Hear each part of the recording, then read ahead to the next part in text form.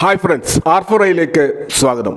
തുടർച്ചയായി 6 ആഴ്ചകളിലെ negative closing നടത്തി ഇൻവെസ്റ്റേഴ്സിനെ നിരാശപ്പെടുത്തിയ Nifty കഴിഞ്ഞ 2 ആഴ്ചകളിൽ പോസിറ്റീവ് ക്ലോസിംഗ് ആണ് നൽകിയത്. കൂടാതെ നീണ്ട കാത്തിരിപ്പിന് ശേഷം 25,000 എന്നുള്ള ഒരു മൈൽ സ്റ്റോൺ ക്രോസ് ചെയ്തുകൊണ്ട് കഴിഞ്ഞ ആഴ്ച 25,000-ന് മുകളിൽ 2 പ്രാവശ്യം നിഫ്റ്റി വരികയും ഇൻവെസ്റ്റേഴ്സിന്റെ പ്രതീക്ഷ ഉയർത്തുകയും ചെയ്തിരുന്നു. ഇപ്പോൾ നമ്മുടെ മാർക്കറ്റ് ആ ഒരു എക്സ്ട്രീം ഫിയർ സോണിൽ നിന്നും ഫിയർ സോണിലേക്ക് മെല്ലെ മെല്ലെ കടന്നു വരികയും അത് ഗ്രീഡി സോണിലേക്ക് പോവുകയും ചെയ്യുന്ന സൂചനകളും നൽകിയിരുന്നു. എന്നാൽ ലാസ്റ്റ് ഫ്രൈഡേ നടന്ന ട്രേഡിംഗ് സെഷനിൽ നല്ലൊരു പ്രോഫിറ്റ് ബുക്കിംഗ് ആണ് നമുക്ക് നിഫ്റ്റിയിൽ കണ്ടത്. അതിൻ്റെ ഭാഗമായിട്ട് മാർക്കറ്റ് വീണ്ടും 24,800 എന്ന ലെവലിലേക്ക് തിരിച്ചെത്തിയിരുന്നു. എന്നാൽ ലാസ്റ്റ് ഫ്രൈഡേ നമ്മുടെ മാർക്കറ്റ് അവറിന് ശേഷം വന്നിട്ടുള്ള വമ്പിച്ച ട്രിഗർ ന്യൂസുകൾ, പ്രത്യേകിച്ച് ഗ്ലോബൽ മാർക്കറ്റിൽ നിന്നും വന്നിട്ടുള്ള ന്യൂസുകൾ വളരെയധികം എൻകറേജിംഗ് ആയിട്ടുള്ള ന്യൂസുകളാണ്.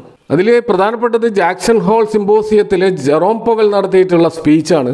ആ സ്പീച്ചിൽ നിന്നും മനസ്സിലാക്കാൻ കഴിയുന്നത് US ഫെഡ് റേറ്റ് കട്ട് അത് തീർച്ചയായിട്ടും സെപ്റ്റംബർ മാസം ഉണ്ടാവും എന്ന് തന്നെയാണ്. അപ്പോൾ അത്തരമൊരു പ്രതീക്ഷയുടെ അടിസ്ഥാനത്തിൽ US അതിൻ്റെ ഡോളർ അതുപോലെ തന്നെ US ബോണ്ട് മാർക്കറ്റിലൊക്കെ ശക്തമായ പ്രഷറിലേക്ക് പോയതായിട്ട് കാണാം. കൂടാതെ മേജർ US ഇൻഡെക്സുകളായിട്ടുള്ള ഡൗ ജോൺസ്, നാസ്ഡാക്ക്, S&P 500 ഒക്കെ 1.5% മുതൽ 2% വരെ അപ്സൈഡ് പോയതായിട്ടും നമുക്ക് കാണാൻ കഴിയും. മാത്രമല്ല മേജർ യൂറോപ്യൻ, ഏഷ്യൻ മാർക്കറ്റിലെ ഇൻഡെക്സുകളൊക്കെ പോസിറ്റീവിൽ ക്ലോസ് ചെയ്തിട്ട് കാണാം. കൂടാതെ ഗിഫ്റ്റ് നിഫ്റ്റി 25,000-ന് മുകളിൽ തിരിച്ചു വന്നതായിട്ടും നമുക്ക് കാണാൻ കഴിഞ്ഞിരുന്നു. അപ്പോൾ തീർച്ചയായിട്ടും US 25 ബേസിസ് പോയിന്റ്സിന്റെ ഒരു ഫെഡ് റേറ്റ് കട്ട് വരികയാണെങ്കിൽ അത് തീർച്ചയായിട്ടും വലിയ തോതിലുള്ള ഒരു ലിക്വിഡിറ്റി ക്രിയേറ്റ് ചെയ്യപ്പെടുകയും അത് എമേർജിംഗ് മാർക്കറ്റായിട്ടുള്ള ഇന്ത്യയിലേക്കൊക്കെ വരാനുള്ള സാധ്യതയുണ്ട്.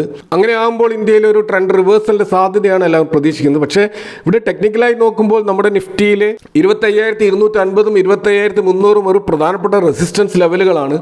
അപ്പോൾ നമുക്കൊരു ശക്തമായൊരു ട്രെൻഡ് റിവേഴ്സൽ നടക്കണമെങ്കിൽ ഈ ലെവലുകളൊന്ന് ബ്രേക്ക് ചെയ്താൽ മാത്രമേ അത്തരത്തിലുള്ള ഒരു മൂവ് നമുക്ക് പ്രതീക്ഷിക്കാൻ കഴിയുള്ളൂ. ഇപ്പോൾ നമ്മുടെ മാർക്കറ്റിൽ ഇപ്പോഴും വെല്ലുവിളിയായി നിൽക്കുന്നത് ഫോറിൻ ഇൻവെസ്റ്റേഴ്സിൻ്റെ സെല്ലിംഗ് ആണ്. എന്നാൽ കഴിഞ്ഞ 5 ട്രേഡിംഗ് സെഷനിൽ കഴിഞ്ഞ ആഴ്ച നമ്മൾ കാണുന്നത് 3 പ്രാവശ്യം മാത്രമാണ് അവർ സെല്ലിംഗ് നടത്തിയത്. 2 പ്രാവശ്യം അവർ ബയേഴ്സ് ആയിരുന്നു. മൊത്തത്തിൽ നമ്മൾ നോക്കുമ്പോൾ 1,559 കോടിയുടെ ഒരു ഔട്ട്ഫ്ലോ മാത്രമാണ് ഫോറിൻ ഇൻവെസ്റ്റേഴ്സിൻ്റെ കഴിഞ്ഞ ആഴ്ച ഉണ്ടായത്. ഇത് അതിന് മുമ്പത്തെ ആഴ്ചകളുമായിട്ട് കമ്പയർ ചെയ്യുമ്പോൾ വളരെ കുറവാണ്.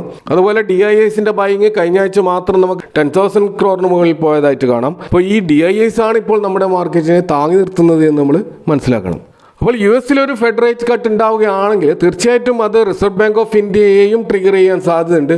അപ്പോൾ അങ്ങനെ ആകുമ്പോൾ റിസർവ് ബാങ്ക് ഓഫ് ഇന്ത്യ ചിലപ്പോൾ ഇന്ത്യയിലും ഇൻട്രസ്റ്റ് റേറ്റ് കട്ട് ഒരു 25 ബേസിസ് പോയിന്റ്സിന്റെ സാധ്യതയും പൊതുവെ മാർക്കറ്റ് കാണുന്നുണ്ട്. അപ്പോൾ അടുത്ത മോണിറ്ററി പോളിസി കമ്മിറ്റി മീറ്റിംഗ് തീർച്ചയായിട്ടും വളരെ പ്രാധാന്യം അറിയിക്കുന്ന ഒന്നായിരിക്കും. എന്നാൽ ഇന്ത്യൻ മാർക്കറ്റിൽ ഇപ്പോഴും പ്രശ്നങ്ങൾ സൃഷ്ടിച്ചുകൊണ്ടിരിക്കുന്നത് US ട്രേഡ് റിലേറ്റഡ് ആയിട്ടുള്ള ന്യൂസുകൾ തന്നെയാണ്. അപ്പോൾ അവിടെ റഷ്യ ഉക്രൈൻ സമാധാന ശ്രമങ്ങൾ എവിടെയും എത്താതെ പോകുന്നതായിട്ടാണ് നമ്മൾ കഴിഞ്ഞ ആഴ്ച കണ്ടത്. അതുകൂടാതെ ഇന്ത്യ റഷ്യയിൽ നിന്നുള്ള ഓയിൽ ഇമ്പോർട്ടിൻ്റെ കുറവൊന്നും വരുത്തിയിട്ടുമില്ല. അപ്പോൾ ഇതിൻ്റെ അടിസ്ഥാനത്തിൽ നമ്മൾ ഓഗസ്റ്റ് 27-ാം തീയതി വളരെ പ്രധാനപ്പെട്ട ഒരു ഡേറ്റ് ആയിട്ട് മാറാൻ പോവുകയാണ്. കാരണം ആ ഓഗസ്റ്റ് 27 ഇതിൻ്റെ 50% താരിഫിൻ്റെ ഡെഡ് ലൈനായിട്ട് US നിശ്ചയിച്ചിട്ടുള്ളത്. ട്രംപിൻ്റെ ഇതുവരെയുള്ള യൂട്ടേണൊക്കെ വെച്ച് നോക്കുമ്പോൾ ഒരു എക്സ്റ്റൻഷൻ നൽകിക്കൂടായികയില്ല.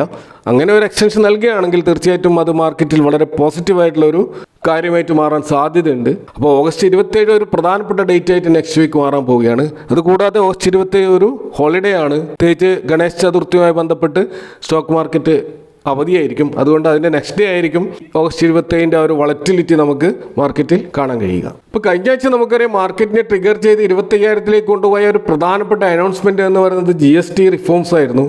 അപ്പോൾ PM Modi independent day address ചെയ്തുകൊണ്ട് നടത്തിയ പ്രസംഗത്തിലെ ഏറ്റവും പ്രധാനപ്പെട്ട ഹൈലൈറ്റും ഇതായിരുന്നു. ഈ GST റിഫോംസ് ദീപാവലി ഫെസ്റ്റിവൽ സീസണിലാണ് ഇംപ്ലിമെൻറ്റ് ചെയ്യുക എന്ന സൂചന നൽകിയെങ്കിലും നമ്മൾ കാണുന്നത് ഈ GST റിഫോംസ് വളരെ സ്പീഡായിട്ട് ഇംപ്ലിമെൻറ്റ് ചെയ്യാനുള്ള ശ്രമങ്ങളാണ് ഗവൺമെൻറ് നടത്തുന്നത്.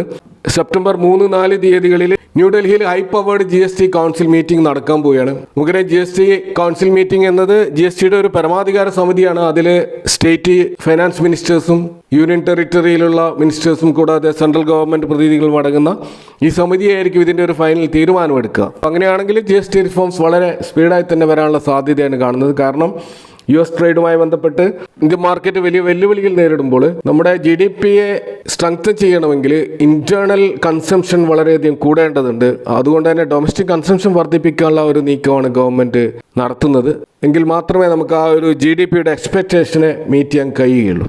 മറ്റൊരു പ്രധാനപ്പെട്ട ഒരു ഡേറ്റ് നെക്സ്റ്റ് വീക്ക് നമ്മൾ കാണുന്നത് റിലയൻസിൻ്റെ ആനുവൽ ജനറൽ മീറ്റിംഗ് ആണ്. അത് 29-ാം തീയതിയാണ്. ഇതൊരു പ്രധാനപ്പെട്ട ഇവൻ്റായി മാറുന്നതിൻ്റെ പ്രധാന കാരണം ഈ അടുത്ത് സെബി നിശ്ചയിച്ചിട്ടുള്ള ചില IPO റിലേറ്റഡ് ആയിട്ടുള്ള പബ്ലിക് ഓഫറിന്റെ റൂൾസ് അതിൽ ചില ലഘൂകരണം നടത്തിയിരുന്നു. അത്തരം സിംപ്ലിഫൈ ചെയ്തതിന്റെ കാരണം പല IPOകൾക്കും അത് വളരെ ഗുണകരമായി മാറിയിട്ടുണ്ട്. അങ്ങനെ ആകുമ്പോൾ റിലയൻസ് ജിയോ ടെലികോം ആമിൻ്റെ ഒരു IPO അത് ഈ ഒരു ആനുവൽ ജനറൽ മീറ്റിങ്ങിൽ മുകേഷ് അംബാനി അനൗൺസ് ചെയ്യുമോ എന്ന് എല്ലാവരും ഉറ്റുനോക്കുന്നുണ്ട്. അതുകൊണ്ട് തന്നെ ഈ റിലയൻസിൻ്റെ ആനുവൽ ജനറൽ മീറ്റിംഗ് വളരെ പ്രധാനപ്പെട്ട ഒരു ഇവൻ്റായിട്ട് മാറാൻ പോവുകയാണ്. ഇതുകൂടാതെ F&O മാർക്കറ്റിലുള്ള മന്ത്ലി എക്സ്പയറി നടക്കുന്നത് നെക്സ്റ്റ് വീക്കാണ്. അപ്പോൾ ആ ദിവസം തീർച്ചയായിട്ടും വലിയ തോതിലുള്ള വളറ്റിലിറ്റി നമ്മൾ പ്രതീക്ഷിക്കേണ്ടി വരും. സെബിയുടെ ഭാഗത്ത് നിന്നും കഴിഞ്ഞ ദിവസം വന്ന ചില അൺഒഫീഷ്യൽ റിപ്പോർട്ടുകൾ വെച്ച് നോക്കുമ്പോൾ ഈ ഒരു മന്ത്ലി എക്സ്പയറി മാത്രമാണ് ഇനി മാർക്കറ്റിൽ ഉണ്ടാവുക എന്ന സൂചനകളുണ്ട്. ഒരുപക്ഷെ പൂർണ്ണമായിട്ടും വീക്കിലി എക്സ്പയറികൾ എടുത്തു കളയാനുള്ള ഒരു ശ്രമം സെബി നടത്തുന്നുണ്ട് എന്നാണ് റിപ്പോർട്ടുകൾ സൂചിപ്പിക്കുന്നത്. അപ്പോൾ ഈ ഒരു വാർത്ത ഓഗസ്റ്റ് 21-ാം തീയതി വന്നതിൻ്റെ അടിസ്ഥാനത്തിൽ BSE ഷെയർ അന്ന് 7% കൂടുതൽ ഫോളോ ചെയ്തിരുന്നു, ഏഞ്ചൽ വൺ ഫോളോ ചെയ്തിരുന്നു. അതുപോലെ മോട്ടിലാൽ ഓസ്വാൾ MCX പോലെയുള്ള സ്റ്റോക്കുകളിലൊക്കെ വമ്പിച്ച ക്രാഷ് ഉണ്ടായി. മൊത്തത്തിൽ നിഫ്റ്റി ക്യാപിറ്റൽ മാർക്കറ്റ് ഇൻഡെക്സ് അത് 2% ഡൗൺ ആയിരുന്നു.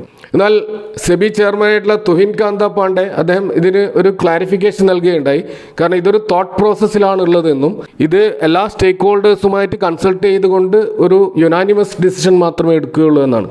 കാരണം നമുക്കറിയാം വീക്കിലി എക്സ്പയറി വളരെ പെട്ടെന്ന് എടുത്ത് മാറ്റുമ്പോൾ അത് ഇതുമായിട്ട് ബന്ധപ്പെട്ട് വലിയ ഫണ്ട് കൈകാര്യം ചെയ്യുന്ന ഇതിൻ്റെ സ്റ്റേക്ക് ഹോൾഡേഴ്സിനെ സംബന്ധിച്ചിടത്തോളം വലിയ നഷ്ടങ്ങൾ സൃഷ്ടിക്കപ്പെടും. അതുകൂടാതെ ബ്രോക്കേഴ്സിനെ സംബന്ധിച്ചിടത്തോളം ഇത് വലിയ പ്രതിസന്ധികൾ സൃഷ്ടിക്കും. അപ്പോൾ അതുകൊണ്ട് തന്നെ എല്ലാവരെയും കേട്ടുകൊണ്ട് മാത്രം ഇത്ര ഒരു തീരുമാനത്തിലേക്ക് പോകൂ എന്നും അദ്ദേഹം പറഞ്ഞിട്ടുണ്ട്. പക്ഷേ സെബി ചെയർമാൻ്റെ സ്റ്റേറ്റ്മെൻറ്റ് നമുക്ക് മനസ്സിലാക്കി കഴിയുന്നത് ക്യാഷ് മാർക്കറ്റിനെയാണ് നമ്മൾ കൂടുതൽ ശക്തിപ്പെടുത്തേണ്ടത് എന്ന ഒരു കാര്യമാണ് അദ്ദേഹം ഊന്നൽ നൽകുന്നത്. കാരണം മാർക്കറ്റിൽ ഒരു ക്യാപിറ്റൽ ഫോർമേഷൻ നടക്കണമെങ്കിൽ ക്യാഷ് മാർക്കറ്റാണ് ശക്തിപ്പെടേണ്ടത്. F&O മാർക്കറ്റ് എന്ന് പറയുന്നത് ഒരു സീറോ സം ഗെയിമാണ്. അപ്പോൾ അത് നമ്മുടെ എക്കണോമിക്ക് വലിയ തോതിൽ കോൺട്രിബ്യൂട്ട് ചെയ്യുന്നുമില്ല. അപ്പോൾ അതുകൊണ്ടാണ് കൂടുതൽ ക്യാഷ് മാർക്കറ്റിൽ കോൺസെൻട്രേറ്റ് ചെയ്യാനുള്ള നീക്കം സെബി നടത്തുന്നത്. ഇനി നമ്മൾ IPO മാർക്കറ്റിലേക്ക് വന്നാൽ മംഗൾ ഇലക്ട്രിക്കൽ ഇൻഡസ്ട്രീസിൻ്റെ IPO ക്ലോസ് ചെയ്തിട്ടുണ്ട്.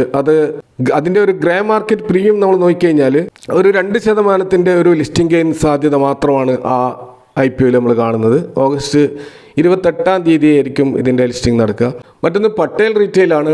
ഇതിൻ്റെ ഗ്രേ മാർക്കറ്റ് പ്രീമിയം 18% ഉയർന്നതായിട്ട് കാണാം. അപ്പോൾ നല്ലൊരു ലിസ്റ്റിംഗ് ഗെയിൻ നേടാൻ സാധ്യതയുള്ള ഒരു IPO ആയിട്ടാണ് പട്ടേൽ റീറ്റെയിൽ കാണുന്നത്. ഓഗസ്റ്റ് 26-നാണ് ഇത് ലിസ്റ്റ് ചെയ്യാൻ പോകുന്നത്.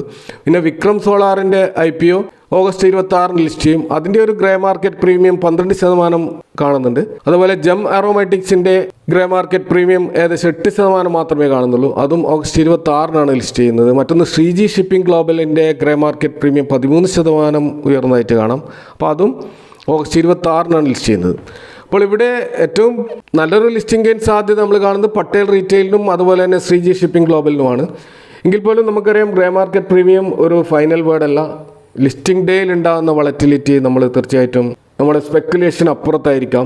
ഇപ്പോൾ കാണുന്ന ഒരു പ്രവണത IPO കിട്ടാത്തവർ ലിസ്റ്റിങ്ങിന് ശേഷം ആ സ്റ്റോക്കുകൾ വാങ്ങിയിട്ട് ഈ സ്റ്റോക്കിൻ്റെ പ്രൈസ് നല്ല രീതിയിൽ ഉയർത്തുന്നതും കാണാം. അപ്പോൾ അതുകൊണ്ട് തന്നെ IPOയുമായി ഇടപെടുമ്പോൾ വളരെയധികം സൂക്ഷിച്ച് ഇടപെടേണ്ട ഒരു മേഖലയാണ് നമ്മൾ മനസ്സിലാക്കുക. പുതിയ 3 IPOകൾ മാർക്കറ്റിൽ വരാൻ പോകുന്നതായിട്ട് കാണാം. ഒന്ന് ആൻലോൺ ഹെൽത്ത് കെയർ IPO ആണ്. ഇത് ഫാർമസ്യൂട്ടിക്കൽ സെഗ്മെൻറ്റിലുള്ള API മാനുഫാക്ചറിങ് ചെയ്യുന്ന കമ്പനിയാണ്. 121 കോടിയുടെ ഒരു സ്മോൾ IPO ആണിത്. 86-91 എന്നുള്ള ഒരു പ്രൈസ് റേഞ്ചിലാണ് ഇത് വരുന്നത്. ഓഗസ്റ്റ് 26-ാം തീയതിയാണ് IPO ഓപ്പൺ ആവുക. അപ്പോൾ അതിൻ്റെ ഒരു ഫൈനാൻഷ്യൽ ഡാറ്റകൾ നമ്മൾ പരിശോധിച്ച് കഴിഞ്ഞാൽ വലിയ കുഴപ്പമില്ലാത്തൊരു കമ്പനി ആണെങ്കിലും ഇതിൻ്റെ പ്രൈസ് വളരെ അഗ്രസീവായിട്ട് പ്രൈസ് ചെയ്തതായിട്ട് കാണാം. എങ്കിലും ലിസ്റ്റിംഗ് സാധ്യത സ്വാഭാവികമായിട്ടും ഈ IPOക്ക് ഉണ്ടാവും. മറ്റൊന്ന് വിക്രാൻ എഞ്ചിനീയറിംഗിൻ്റെ IPO ആണ്. ഇത് ഇന്ത്യയിൽ ഫാസ്റ്റായിട്ട് ഗ്രോ ചെയ്യുന്ന ഏകദേശം ഇതിൻ്റെ റവന്യൂ CAGR 32% വെച്ച് വളരുന്ന ഒരു ഗ്രോയിങ് കമ്പനി ആയിട്ടാണ് കാണുന്നത്. ഇതൊരു എഞ്ചിനീയറിംഗ് പ്രൊക്യൂർമെൻറ്റ് ആൻഡ് കൺസ്ട്രക്ഷൻ മേഖലയിലുള്ള കമ്പനിയാണ്. ഇതിൻ്റെ IPO പ്രൈസ് വരുന്നത് 92-97 എന്നുള്ളൊരു പ്രൈസ് ബാൻഡിലാണ്. അപ്പോൾ ഇതിൻ്റെ ആ ഒരു ഫൈനാൻഷ്യൽസ് നമ്മൾ പരിശോധിച്ച് കഴിഞ്ഞാൽ ഫണ്ടമെൻ്റലി സ്ട്രോങ് ആയിട്ട് കാണാം. അപ്പോൾ അതിൻ്റെ അടിസ്ഥാനത്തിൽ ഇതിൻ്റെ ഒരു ഫെയർ വാല്യൂ എന്ന ലെവലിലാണ് കാണുന്നത്. അതുകൊണ്ട് തന്നെ നല്ലൊരു ലിസ്റ്റിംഗ് ഗെയിൻ സാധ്യത ഈ സ്റ്റോക്കിൽ നമ്മൾ പ്രതീക്ഷിക്കേണ്ടി വരും. മറ്റൊരു IPO കാണുന്നത് അമാന്ത ഹെൽത്ത് കെയർ IPO ആണ്. ഇതും ഫാർമസ്യൂട്ടിക്കൽ സെഗ്മെൻറ്റിലുള്ള ഒരു IPO ആണ്. ഇത് ഓപ്പൺ ആകുന്നത് സെപ്റ്റംബർ 1-ാം തീയതിയാണ്. പൂർണ്ണമായ ഡീറ്റെയിൽസ് നെക്സ്റ്റ് വീക്ക് മാത്രമേ നമുക്ക് കാണാൻ കഴിയുള്ളൂ. അപ്പോൾ ഇതൊക്കെയാണ് അടുത്ത ആഴ്ചത്തെ മാർക്കറ്റുമായി ബന്ധപ്പെട്ടിട്ട് ഇവിടെ പങ്കുവെക്കാനുള്ളത്. നിങ്ങളുടെ അഭിപ്രായങ്ങൾ കമൻറ്റുകൾ അറിയിക്കുക. Thanks for watching. See you next time with another video.